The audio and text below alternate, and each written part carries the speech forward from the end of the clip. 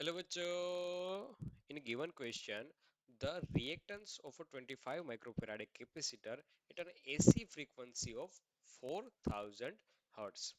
तो हमें बताना है इस कैपेसिटर का रिएक्टेंस क्या होगा। तो सबसे पहले हम डिस्कस कर लेते हैं कि हमें क्या क्या चीजें दे रखी हैं इस कैपेसिटर के लिए। गिवन डाटा क्या दे रखा है हमें। एक कैपेसिटर है जिसको जोड़ा जा रहा है एसी सप्लाई के साथ। हाँ, कुछ इस तरह से इस कैपेसिटर का कैपेसिटेंस दे रखा है 25 माइक्रो में दे रखा है, इसलिए -6 फेराडे। और इस एसी सप्लाई की फ्रीक्वेंसी हमें दे रखी है, वो है 4000। तो 4000 को हम लिख सकते हैं 4 इंटू 10 की पावर 3, ये हो गई हर्ट्स में। और हमें बताना है कि इस कैपेसिटर का रिएक्टेंस इस केस में क्या होगा। तो की कंसेप्ट ये है कि आपको इस रिएक्टेंस का फॉर्मूला आना चाहिए इस केस में।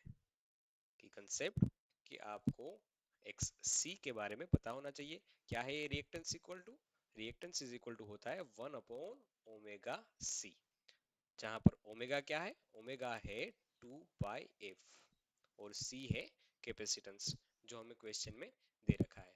तो बस इसी का यूज करके हम क्वेश्चन को आगे बढ़ाते हैं।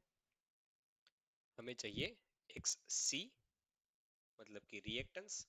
तो reactance X C is equal to 1/2 pi F into C. मैंने डायरेक्टली लिख दिया, ओमेगा की वैल्यू यहाँ पर पुट कर दी, तो इसलिए ये बन जाता है 1/2 pi F is equal to 4 into 10 की power 3 and C is equal to 25 into 10 की पावर -6। तो यहाँ से हम कैलकुलेट करते हैं, तो 10 की पावर 3 और 10 की पावर -6 इन दोनों को कैंसिल आउट करेंगे तो ये हो जाएगा 10 की पावर -3, और उसको हम लिख देते हैं ऊपर, ये हो जाएगा -3, इसको हम लिख देते हैं ऊपर, तो ये हो जाएगा +3, 10 की पावर +3, जिसको हम नीचे वाले स्टेप में लिखते हैं। 10 की पावर +3 को ऊपर लिखा जाए तो सिंपली लिख देते हैं 1000।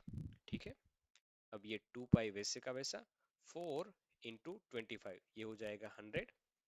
सो यहाँ से 1000/100 दोनों को कैंसिल आउट करेंगे तो ये मिलेगा कुछ हमें 10 के इक्वल, 10/2, 10/2, तो ये हो जाएगा 5। तो यहाँ से हमें आंसर मिलेगा 5/पाई ओहम। ये हमारा रिएक्टेंस हो जाएगा इस केस के लिए। तो हमारा फाइनल आंसर बनता है A. A is the right answer for this question. I hope you all guys are understand. Thank you.